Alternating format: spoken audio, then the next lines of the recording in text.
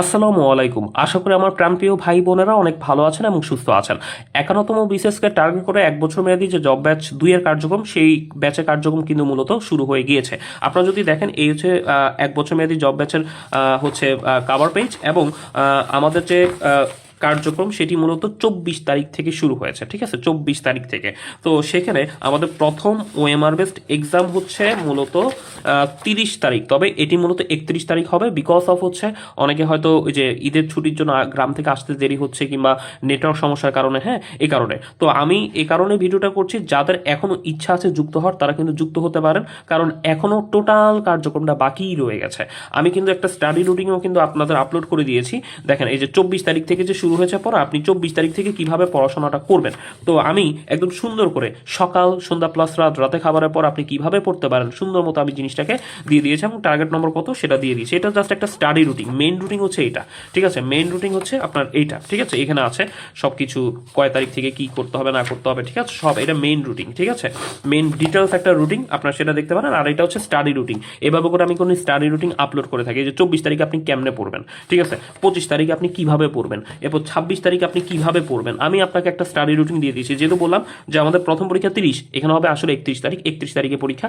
তো 31 তারিখ অবধি আপনি কিভাবে পড়াশোনাটা করবেন সবগুলা কিন্তু আমি সুন্দর করে, দেখেন, ডে ডে ধরে ধরে দিয়ে দিয়েছি। 28 তারিখ এবং 29 তারিখ, একদম সব ডে ধরে ধরে দেওয়া। হ্যাঁ, 30 তারিখ, 31 তারিখে যে আমাদের প্রথম পরীক্ষা।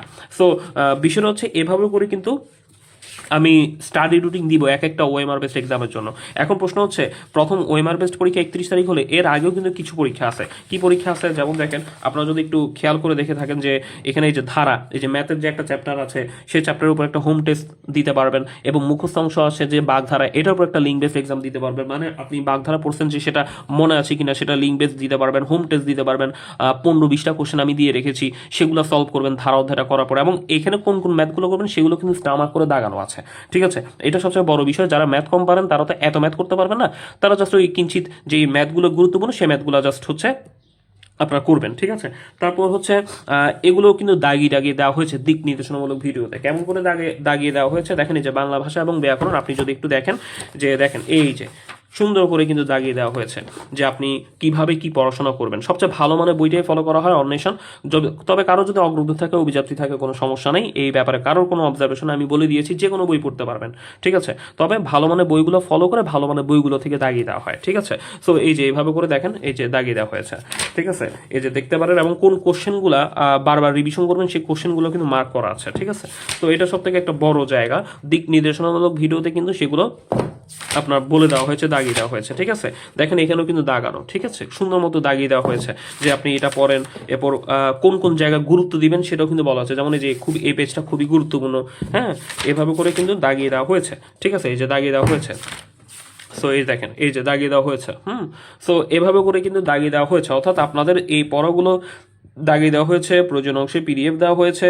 এরপর হচ্ছে ফ্রি হ্যান্ড রাইটিংয়ের জন্য কী করবেন সেটা বলা হয়েছে। ম্যাথের জন্য কোন ম্যাথগুলো করবেন সেগুলো দাগিয়ে দেওয়া হয়েছে, সেটার হোম টেস্ট দিতে পারবেন। একটা লিঙ্ক বেসড এক্সাম আপলোড করে রাখছি। কিন্তু মেইন যে এক্সামটা 31 তারিখ, এটাই তো ওএমআর বেসড এক্সাম। এটা ওএমআর বৃত্ত বরাটের মাধ্যমে দিতে হবে। এটা কিন্তু একদম মানে হাইফাই পরীক্ষা, এবং এই পরীক্ষার ফলাফল দেওয়া হবে পরবর্তী দিনই। হ্যাঁ, 100 আপনি কত পাচ্ছেন, কয়টা ভুল হয়েছে, কয়টা ইয়ে হয়েছে, একদম নেগেটিভ মার্কিং সহ মেরিট লিস্ট দেওয়া হবে। লিখিত পরীক্ষা নেওয়া হবে জাস্ট চর্চা করার জন্য। আপনাকে একটা কোশ্চেন দিব, আপনি জাস্ট একটু বাসায় লিখবেন, এটাই আর কি। লিখিত পরীক্ষাটা নেওয়ার উদ্দেশ্য হচ্ছে আপনার লিখিত হাতের লেখা চর্চা করা, এটা হচ্ছে আমার মেইন উদ্দেশ্য। ঠিক আছে, সো এখানে সব কিছু ডিটেলস রুটিন দেওয়া আছে। ঠিক আছে, এবং আরেকটা জিনিস বলি, সেটা হচ্ছে এই যে ব্যাচ পরিচালনার পদ্ধতি সুন্দর মতো এখানে লেখা আছে কিভাবে কি হবে। এই যে দিক নির্দেশনামূলক ভিডিও আপলোড করা, যেটা অলরেডি আপলোড করা হয়ে গেছে, প্রথম ওএমআর বেস্ট পরীক্ষার যেটা। এরপর টপিক ভিত্তিক ওএমআর বেস্ট পরীক্ষা যে হবে, রিভিশন পরীক্ষা, জব সলিউশন পরীক্ষা, সব কিছু আছে। তারপর সকল টপিকে দাগানো পিডিএফ, ম্যারাথন রিভিশন সেগমেন্ট কিভাবে পরিচালনা কিভাবে ইয়ে করবেন সেটা। ঠিক আছে, তারপর প্রিলি 100% পড়া হলেও লিখিত 80% এগিয়ে যেতে পারবেন। ঠিক আছে, তারপর হচ্ছে কিছু গুরুত্বপূর্ণ ক্লাস দেওয়া হবে এমসিকিউর উপর, অর্থাৎ বাংলা ব্যাকরণ, ইংরেজি গ্রামার এবং গণিত। এই তিনটা বিষয়ের হচ্ছে আপনার মোটামুটিভাবে গুরুত্বপূর্ণ কিছু যে আইটেমগুলো আছে, সেই আইটেমের উপর কিছু এমসিকিউ সলভিং ক্লাস দিয়ে দেওয়া হবে। ঠিক আছে, কিছু যেমন ইংরেজি গ্রামারের জন্য অনেকের পজিশন অফ পার্সন স্পিচের সমস্যা, বা অনেকের আইডেন্টিফিকেশন অফ ফ্রেজ অ্যান্ড ক্লজের সমস্যা। তো যেটা যেটা মোটামুটি সমস্যা সেটার উপর কিছু কিছুটা আমার জায়গা থেকে দিয়ে দেওয়া হবে, গণিতের জন্য কিছু গুরুত্বপূর্ণ ম্যাথ করিয়ে দেওয়া হবে, বাংলা ব্যাকরণ কিছু গুরুত্বপূর্ণ আইটেমের কিছু বোঝানোর ভিডিও দিয়ে দেওয়া হবে। সো এটা হচ্ছে গুরুত্বপূর্ণ এমসিকিউ সলভিং ক্লাস। এমনিতে দিক নির্দেশনামূলক ভিডিও দেওয়া হবে, কোন টপিক কতটুকু পড়বেন, কিভাবে পড়বেন সেটা, ঠিক আছে। তারপর হচ্ছে লিখিত পরীক্ষা নিয়ে দিক নির্দেশনা, লিখিত পরীক্ষার পড়াও শেষ করে ফেলতে পারবেন। বিশেষ স্টাডি প্ল্যান, এই যে দেখেন বিশেষ স্টাডি প্ল্যান, এইভাবে করে স্টাডি প্ল্যান আপনাকে আমি দিতেই থাকবো, ঠিক আছে। অর্থাৎ আপনি নিয়মতান্ত্রিক পরিবেশে পড়তে পারবেন, আপনি আপনার মতো করে পড়েন, সমস্যা নেই, কিন্তু আমি একটা স্টাডি রুটিন তবুও দিব।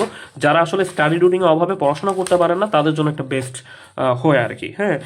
তো এভাবে করে, এবং ব্যাচ ফির যে ব্যাপারটা সেটা হচ্ছে 1 বছরের ফিটা ছিল 1100 টাকা, তবে ঈদ অফার ছিল 850 টাকা।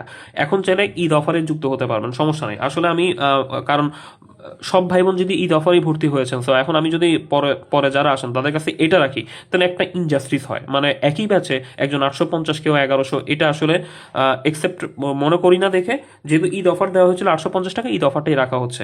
আর যারা আগে 50তম বিসিএস কিংবা প্রাইমারি ব্যাচে ছিলেন তাদের জন্য 850-এর জায়গায় 750 হবে, ঠিক আছে। সো সেই অফার ফিটাই রাখা হচ্ছে। যাদের এখনো যুক্ত হওয়ার ইচ্ছা তারা আসলে রুটিনের সব কিছু দেখে আপনারা যুক্ত হতে পারেন, ঠিক আছে, সব কিছু দেখে। কারণ পরবর্তী এখনো যেহেতু সুযোগ আছে, মাত্র এখনো 1 নং ওএমআর বেস্ট পরীক্ষা যেহেতু হয় নাই, তবে এটা লিঙ্কটিংগুলো আপলোড করে রেখেছে আর কি, আসলেই পেয়ে যাবেন সেগুলো, হ্যাঁ। এই যে লিঙ্ক বেসড এক্সাম যেগুলো আগে হয়ে থাকে, মানে 31 তারিখ তো মেইন পরীক্ষা, তবে এর আগে কিন্তু এই যে 2টা প্র্যাকটিস এক্সাম আছে, এটা আপনি দিতে পারবেন, সমস্যা নেই।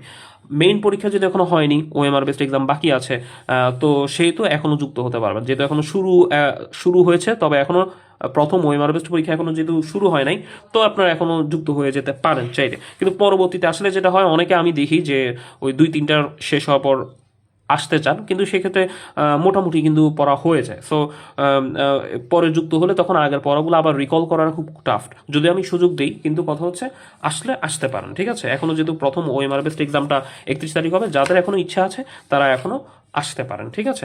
এই আর কি বিষয়।